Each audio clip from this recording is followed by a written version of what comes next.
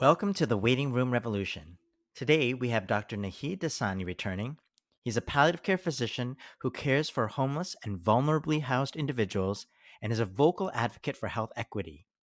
He's joined by Dr. Amit Arya, who is a palliative care lead at Kensington Health and is the co-founder of Doctors for Justice and Long-Term Care. We speak to these two thought leaders about equity and palliative care in the context of the health and social system. Hi, I'm Xian Xiao. And I'm Sammy Winemaker. We talk to people who have information and tips on how to unlock a better illness experience. The Waiting Room Revolution starts right now. Amit, Naheed, thank you for joining us today. Thanks so much for having us on. Yeah. Welcome. Naheed, you were one of our first guests in season 2 where we talked about, palliative care for the homeless and vulnerably housed, your Peach program, but you have a huge platform to talk about many other things. And both of you are you are Twitter influencers, you're clinician influencers and beyond. And I would love to hear what you would say is what your soapbox is now. Like, what is it that you are trying to push for that you wish everyone who's listening would get on board and pay attention to? Yeah, I think it's an interesting point to talk about, the perspectives that we offer, definitely our colleagues and our discipline through looking at, a palliative approach to care, in our day-to-day, but also the world. And what I've learned, it's been, several years of doing this work, particularly, providing healthcare and particularly palliative care for people experiencing homelessness through our outreach program in Toronto, is that, the perspective or the viewpoint of what that looks like can actually inform a lot of conversations that previously I don't know were necessarily being informed. Colleagues who work in the housing sector are so grateful when we take to the airwaves or write op-eds about what it's like to support people with serious illnesses who don't have housing. My colleagues who work in food security say the same thing. We love when you talk about food security because dealing with food security in a serious illness situation is so real. And then ODSP, for example. So the journey has really taken me to a place where, through the lens of palliative care, we actually can dissect many social determinants of health and can actually become advocates and social change agents for how we can better serve structurally vulnerable populations and derive health equity in our communities. And so that happens on social media, that happens in the media, that happens in conversations like this, or in academic kind of discourse. And it's kind of like exploded and allowed us to have, a say on platforms, on stages. And we probably should have been there all along. And I'm really grateful to have that opportunity and to see what's possible moving forward. And Amit, I know you are an advocate for health equity as well, including in long-term care. So I'm curious, how did that passion for long-term care come about? Yeah, so really, it's through my own personal experiences again, and I'll take it back to that time when I was, I guess, in a previous incarnation in family medicine, comprehensive family medicine. And yeah, all of this was kind of happening at a similar time. So at the time when I was building up my home palliative care practice, I had the opportunity to work in a long-term care facility. And I was responsible for the care of about 32 residents in this long-term care facility. And I was really quite surprised when I initially started as to the acuity of the patients and actually how much palliative care was needed in, just caring for 32 patients. I remember I used to go there on Mondays, and I used to spend almost my entire day on Monday working in long-term care. I often would go back on another day of the week, on Thursdays, and sometimes even on the weekend, I would drop by. And the reason for that was that, it was just sort of the norm that within a given week there would be somebody who would aspirate, there would be somebody else who would fall, there would be another patient who would have worsened pain. And, the culture, at least at that time, I can tell you, I think things are shifting slowly, I think too slowly in the right direction. But at that time, I felt that there was not enough, attention devoted to goals of care conversations. In fact, I would say, and I can tell you very openly, the residents that I was responsible for the care for, no one had really had an effective goals of care conversation with those residents and their families at all.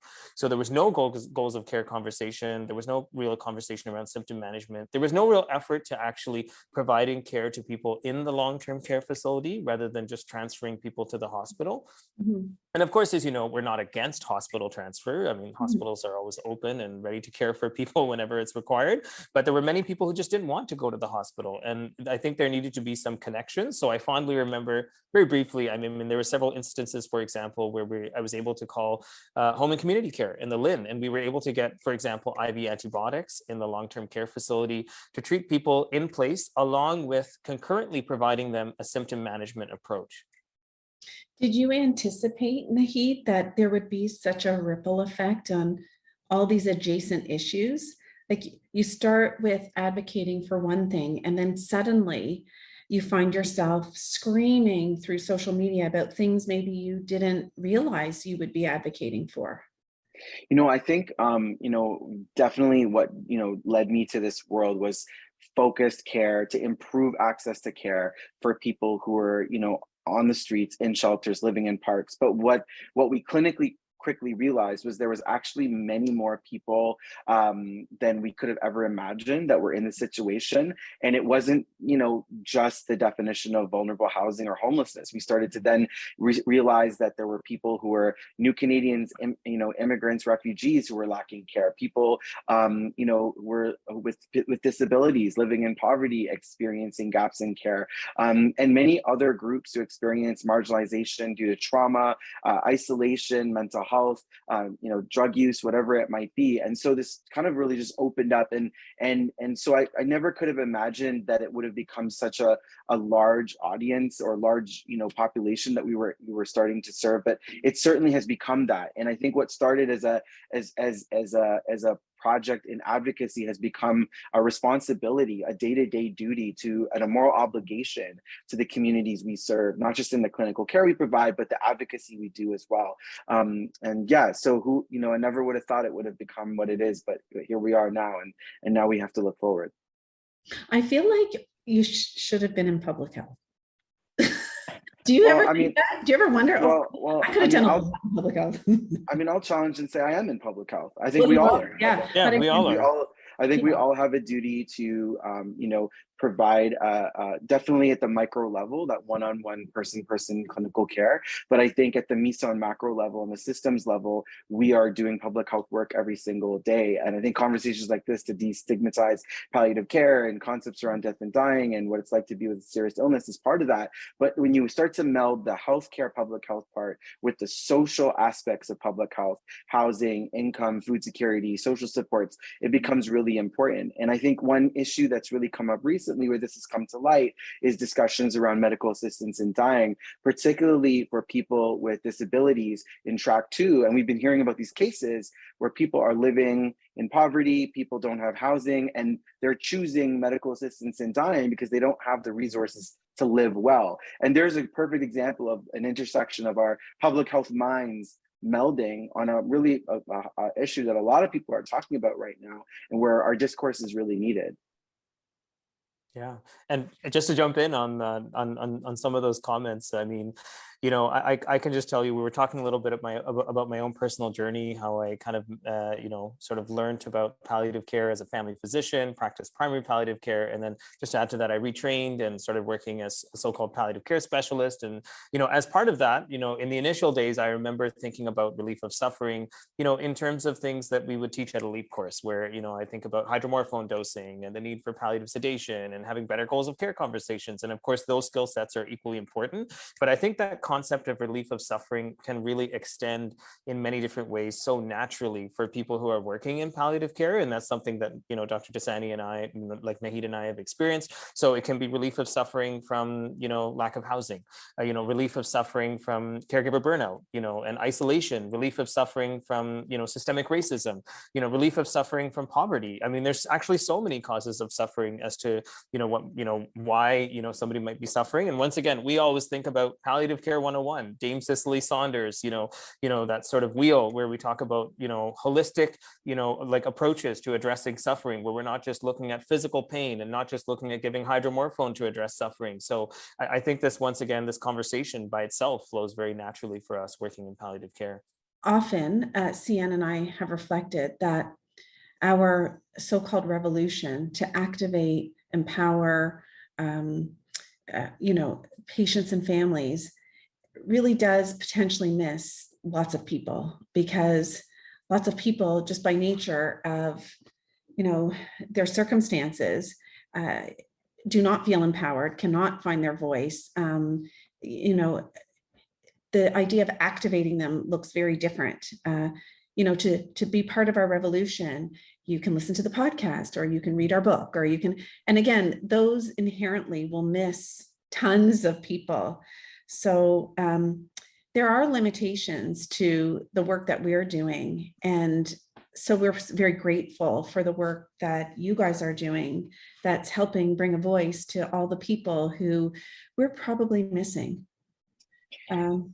Yeah. I mean, I think just to add on to that, I think it's important to say that it's probably why you've had so much success with the podcast, is because you are recognizing that, these kind of like traditional top-down kind of approaches of like transplanting knowledge on people doesn't really work all the time for all people. It does work for some, but not everybody. And so the history of medicine and healthcare has a long history of being that way, of paternalistic approaches of downloading information on patients, and that certainly needs to change. And one of the things that historically I think the palliative care community has done is, we're the experts, we're going to come teach you about this, and then you're going to learn and you're going to do this. And this hasn't worked in many communities, especially people who deal with health inequities in our society. And what has worked in my experience, in our experience working in the communities we serve, is that we kind of really come at it with an approach where we don't know everything about how to serve you. We're actually in a two-way learning zone.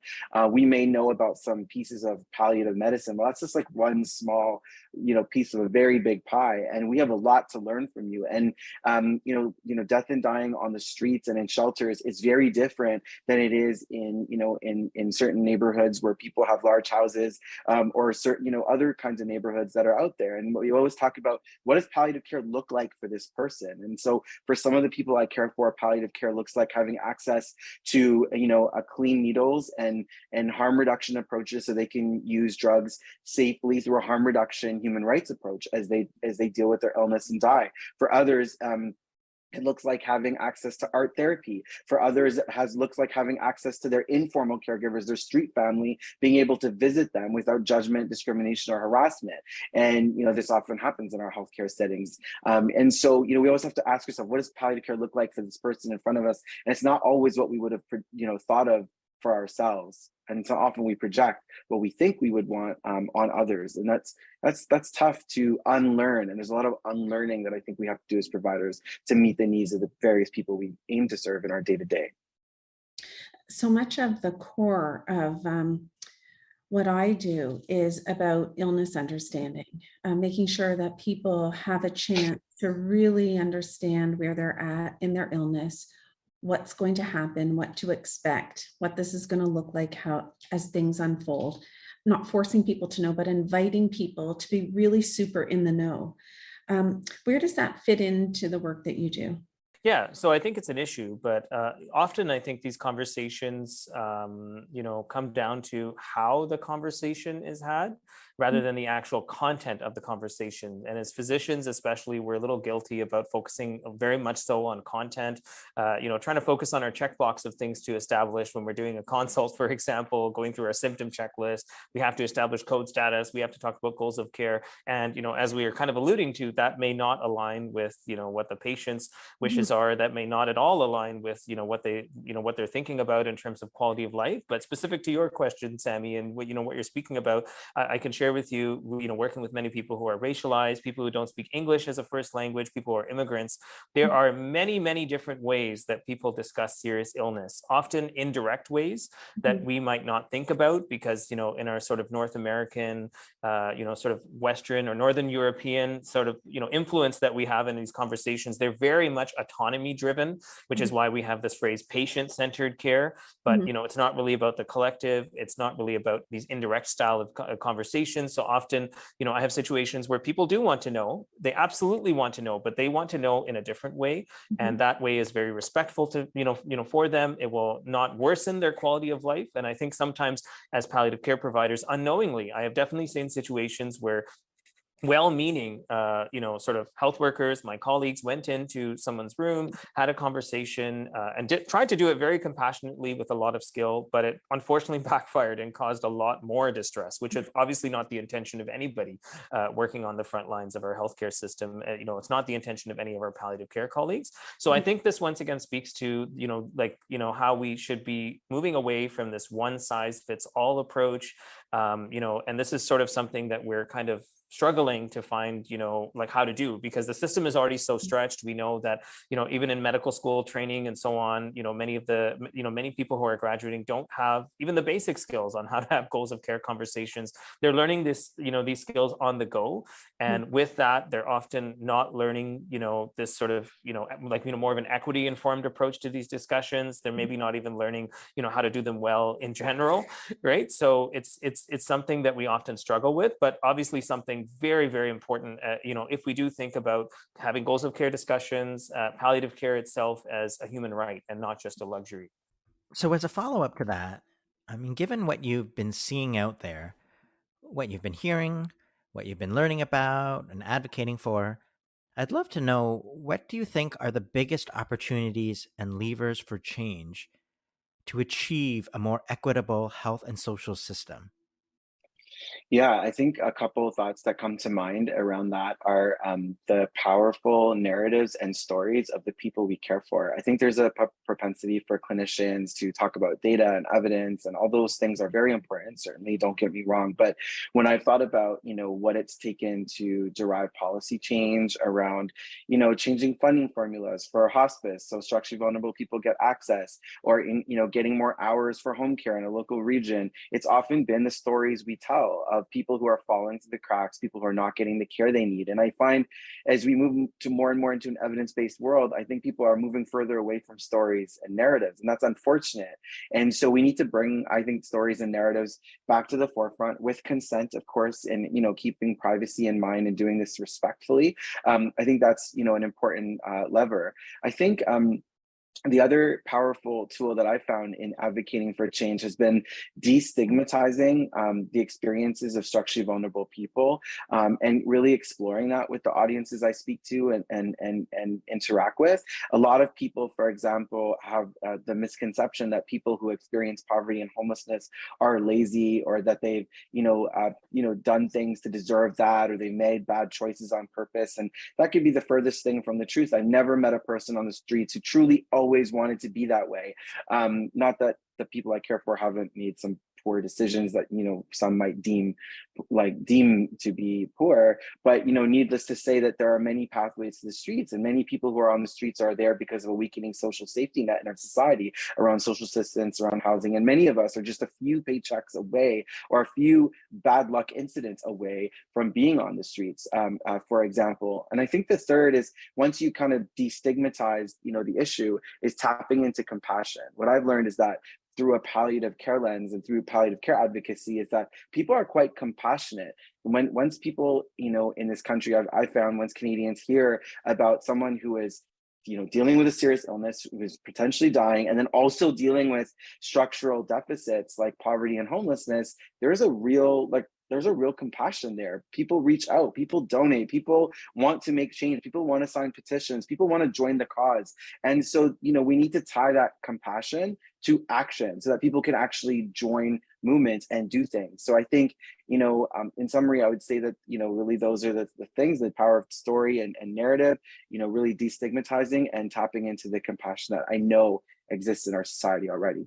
Have you guys had any backlash, or have you been told by, for example, the college of physicians and surgeons, you were walking a fine line with that message, or you need to not air the dirty laundry of the healthcare system, or has there been any dark side that you can share with us? So, we are independent experts when it comes down to it, when we are speaking in social media, and we're in the media and in the space. And the other thing that I wanted to add is that, I think it's very important. I think as physicians, we have educational power and, sort of great privilege in the system, and the physician voice is really one that's very respected in the media when we're speaking about specific issues. I mean, definitely it can make a big impact in terms of influencing policy, influencing governments to kind of change and shift course.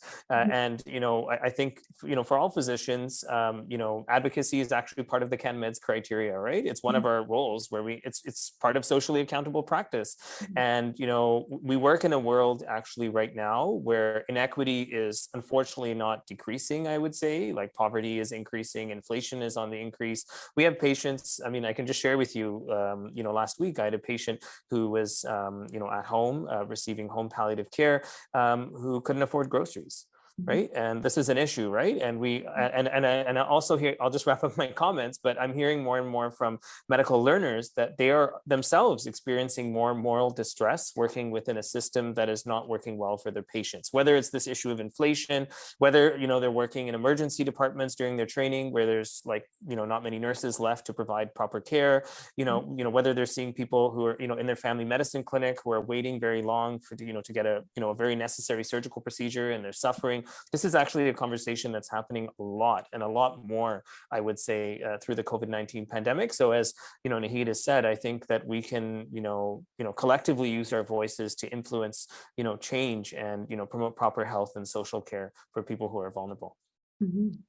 So I was going to follow up to say, like, you've talked about some of the positives and the power of the social media, but there's also some negative things that come along with it, the haters. Like, I'm just curious, how do you guys deal with that? Yeah, I mean, as Sammy mentioned, there's certainly a dark side, and I'd say the dark side is the dark side of the internet. And I think COVID-19 really blew this up for health workers. We went from having people bang on pots and pans to getting death threats on a regular basis. And I'm not the only colleague who's in healthcare who's experienced this, who's coming to our phones, our fax machines, even email, private messaging. And so it has and I have to say, it hasn't necessarily stopped. In many spaces, the darkest corners of the internet, it has actually gotten worse. And so, is online hate for health workers here to stay? I think for the foreseeable future, it seems to be, despite actions by our federal government. Like, it is a federal crime to harass a health worker. Yet I'm not sure that new law has actually been put into play. These laws exist and it still goes on. So I think you're seeing a lot of health workers who are dealing with moral injury, compassion fatigue, and all-out burnout. I think and especially when we're going out on these platforms and we're putting ourselves out there to protect the health of our communities, and our very own governments are supporting policies that actually hurt the health of the people we're trying to serve. And we saw this during COVID-19 around an inequitable vaccine rollout. We saw this around lack of equitable access to testing, and more recently the removal of COVID protections such as isolation rules. And so that has led to all-out burnout for so many people. And so what you have to really think about is, how do we move forward and what gets us moving forward? And I think a lot of people at this moment typically talk about resilience, and that there's not a lot of resilience left in a system where our health system is crashing, where we're seeing the rise of the use of private healthcare systems, for example, private nursing agencies, and it just feels like it's all kind of falling apart. And it's in these times when I personally continue to put the people I care for at the center of the focus, and remind myself of why we're doing this, why we're out here advocating. When I also when I feel like that, I look to colleagues who are doing incredible work and amplify them. Amit's one of them. There's so many others who do incredible work and just reverberate their work and their messaging and bring it back to the values we talked about human rights, about equity and justice. That should be our North Star. And if you follow that, your compass, and that's your North Star, you will never get lost. You will never go astray. Yeah, I mean, I don't have much to add after that. I mean, I can just really say that, I mean, I think, like part of what, Naheed is also alluding to, and we've seen also, frankly, get worse during the pandemic in all sectors and affecting palliative care, is the health of health workers. I mean, we can only really have a proper healthcare system if we look after the health of health workers. And once again, a natural sort of conversation with palliative care colleagues is to speak about this, because in palliative care, one of our core stances is that we pride ourselves on not working in this top-down pyramid model. We work in an interprofessional team, but I think we need to do more to check up on the health of our interprofessional team members. I mean, it's been just sharing one example that comes to mind. I mean, it's sort of been a regular thing. Once again, working in the hospital, working in home care and long-term care, that I run across a nurse who is speaking to me in the hospital, who tells me, hey, like, I used to work and I used to love doing home visits, but I couldn't pay my grocery bills and I couldn't pay my rent. So I had to leave. I loved my patients. I loved the work, but I just couldn't do it.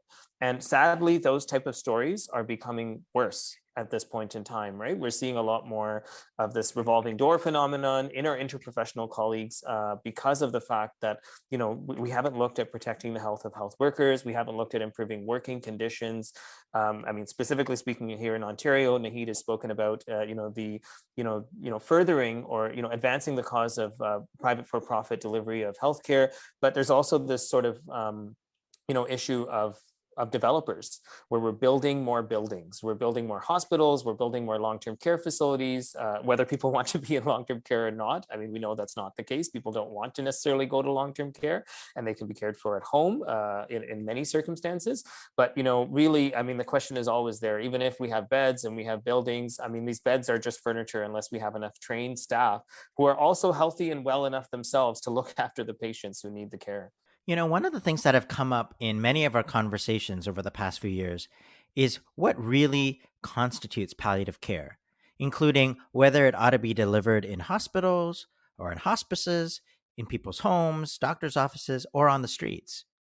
And it has become clear that people's thoughts on where to get optimal care is influenced greatly by their culture and their past experiences. And I would say our system and even research on things like quality indicators would really seem to have a bent towards certain specific settings being the optimal place for care delivery. So I'm curious about what your thoughts are about this discussion from a health equity standpoint. Yeah, and I think for listeners, I think it's important to recognize that that it's really important for us to think about the spaces we create and what that says about who gets access to care and who doesn't get access to care. When you create a space, and I'm just giving some examples, with marble floors and beautiful paintings on the wall, and people wear suits and blazers, or that might be really welcoming to a certain subset of society, but it's actually very alarming and traumatic and triggering for many others who have had bad experiences with institutionalization, with healthcare even. And so we really have to have a serious conversation about how our dollars are being spent. I always tell senior leaders in healthcare, and particularly in palliative care, don't pride yourself on who you provide care for. Seek and ask the questions: who are you not providing care for? And that is what you should be really focused on, and that's what really will lead you down the path of equity. Because all of a sudden you'll start to realize, where we've located this hospice is not welcome to certain communities. The way we've designed it, the colors we use, the staff, the makeup of staff, the way staff approach people, where we get referrals. I mean, there's so many, policies. Do we have harm reduction? Do we educate our staff around anti-racist approaches to training or trauma-informed care? So, I think I don't think it's as simple as a binary, like, do we support residential bricks and mortar hospices or not? Certainly there's a role for that, but in certain communities, bricks and mortar residential hospices just won't be an equitable response, and we can dig deeper into what equitable responses look like. I've given you a few samples, but I think that's the kind of conversation we need to be having, right? Mm-hmm. Yeah, so I mean, absolutely agree. And I can just put it out there. I mean, I've really found, once again, love working in hospice. The health workers are amazing. The training is incredible, especially of our nursing, social work, PSW colleagues who work in hospice. They just do a fantastic job. But I mean, very honest, just even as someone who's racialized, myself, and who's the son of immigrants from India, I mean, I find hospice, just in its design and architecture, is a very white Eurocentric type of space where I'm not sure even my own parents would feel safe, being in spite of the fact that they've been in Canada for many years. They can speak English very fluently, and and so on. So I think there needs to be a lot more conversation around, as Dr. Dosani has said, how we create these spaces. And I think even taking this conversation conversation a little bit broader. You've spoken about, Sammy, how it's so hard to get that extra hour of PSW. I mean, like I work at Kensington along with Naheed, and I provide palliative care consults in their long-term care, home, which is right next to their hospice. And in the hospice, they have one nurse looking after five patients, and in the long-term care facility, where I would argue that often acuity can be higher because people can suddenly decline when they have a non-malignant illness. Often the goals of care aren't as well differentiated. The time course of suffering can actually be longer.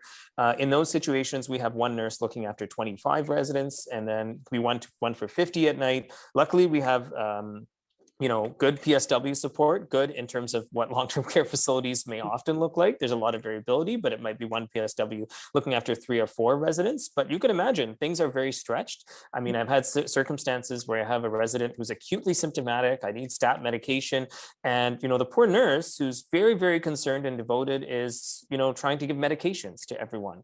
And it's like dinner time. So things are just so stretched in the system. And frankly, if you want to really take this conversation broader, I think when we look at all of our community resources, we look at these buildings we're putting up, whether it's long-term care, hospice, home care, I would even broaden it out, complex continuing care, rehabilitation units. We need to kind of redraw all of this because this is not working very well in my personal opinion. And I think that transitions of care especially are not at all very well supported. And as we know, in many, many circumstances, people's palliative care needs and the palliative approach to care, it just isn't happening at all.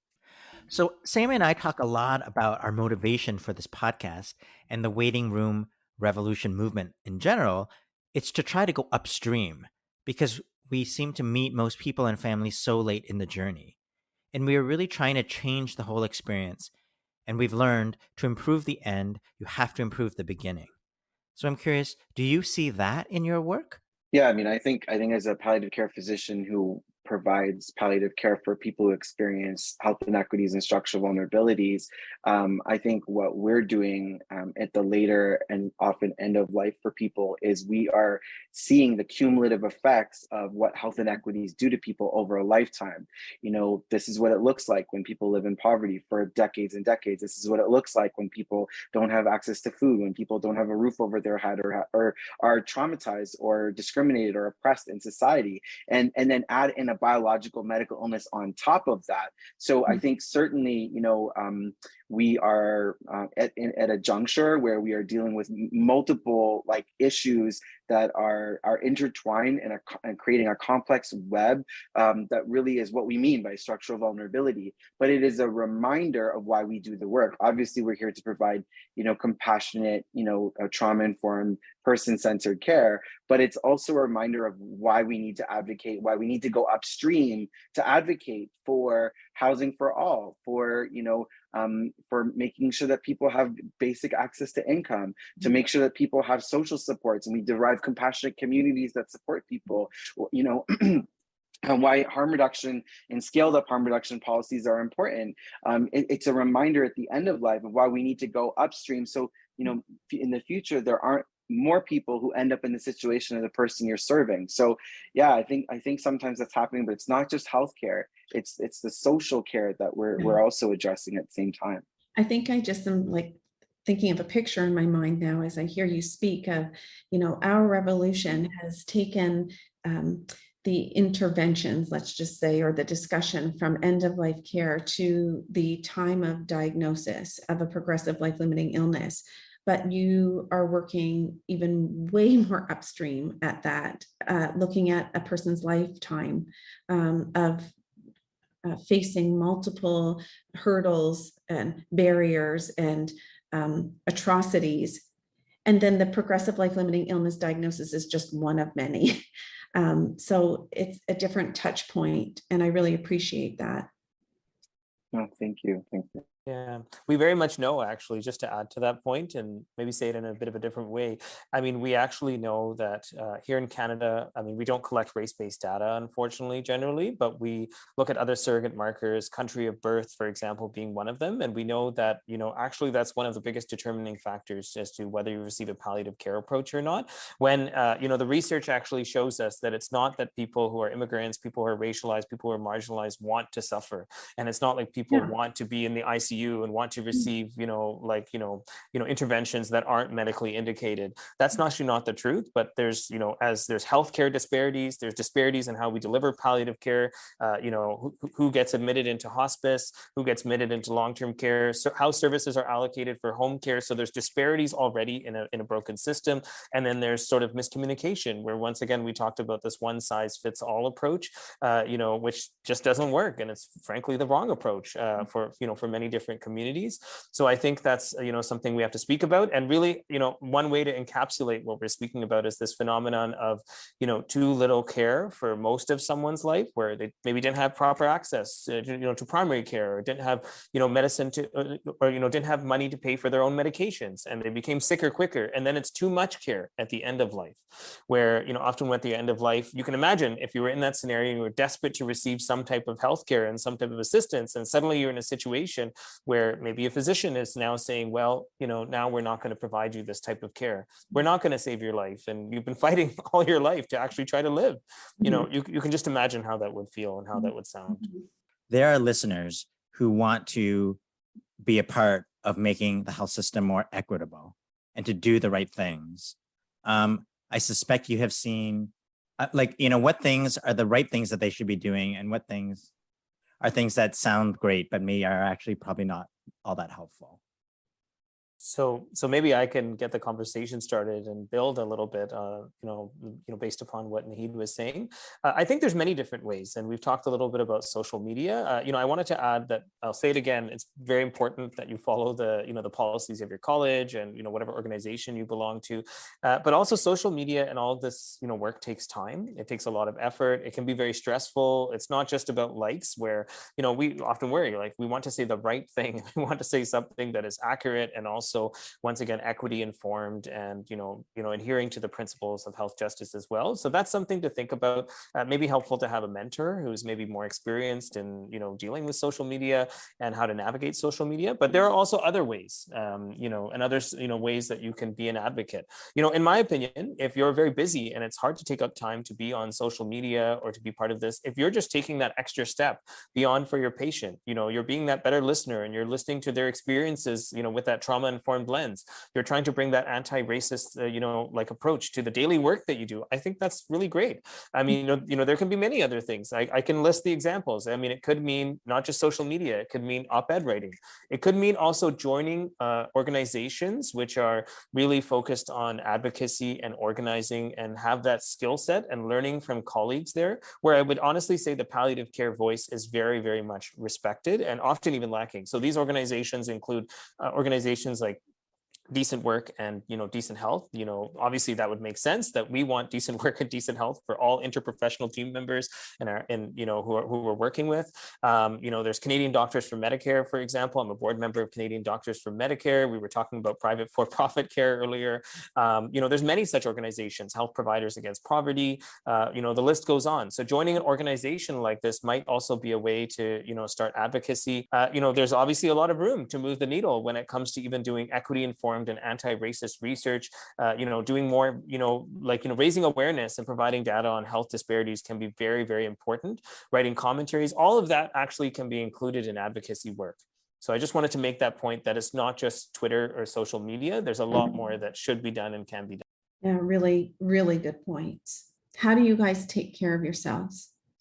I think the first thing is to know your limits and your healthy, normal limits of any form of advocacy. Personally, I do set certain parameters about when I'm on social media, what days of the week. There's always some off days and off hours that are built into my schedule, and I'm okay with that. I try not to have FOMO about being on social media. I think that's one piece. I think the second is to really ask yourself how much advocacy online really reaps the benefit of social change. Is this about clicks, likes, and follows, or is it about really raising an issue and and generally getting the message out there. I have found that the more you post, particularly multiple times a day, for example, it doesn't necessarily reap the rewards of social change, although it might feel good. And I know these platforms are designed in ways that create that addictive tendency that you want to post more. And so knowing what that sweet spot is, and for some people that's posting a few times a week, sometimes that's once a day, and that can vary over time as well. And then I think, I just want to lean in on what, Dr. Arya has mentioned, is that, the work is not on social media. The work is the work, right? And so by leaning back into, the actual work of caring for people who experience structural vulnerabilities,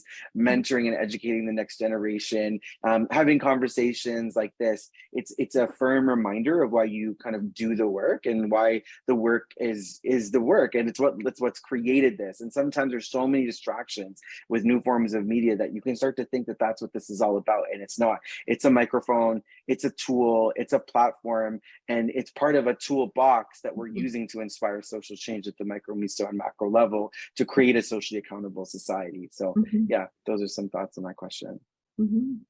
Wonderful. How about you, Amit? How do you take care of yourself? Yeah. So, I mean, in addition to what, Naheed just spoke about, I mean, obviously setting some limits on social media and realizing that social media is absolutely not the be all and end all, of advocacy or of, the work that we do. I can just share on a personal level. I mean, very blessed to have amazing family support. I can always lean on my wife and talk to her about things that are very upsetting to me, and have friends and colleagues like Naheed who I can always speak to as well, who will always be there for me and support support me. So family and community are very important. I would even say my kids are at this age where they will support me and they understand what's happening. Like, they want me to be an advocate, but they also want me to look after myself and spend time with family. So that's kind of, that's about it. Colleagues, friends, community, family. Both of you, thank you so much for talking with us, and it was really appreciated. Great conversation. Thank you, guys. Thank you. Thanks so much. Right. Thanks for listening. Don't forget to rate, review, and subscribe if you haven't already. You can visit our website, waitingroomrevolution.com, to learn more about our movement and how you can join it. The podcast is produced by myself, Kayla McMillan, Valerie Bishop, Shilpa Jyothi Kumar, and Maggie Sivak. Our theme music is Maypole by Ketsa.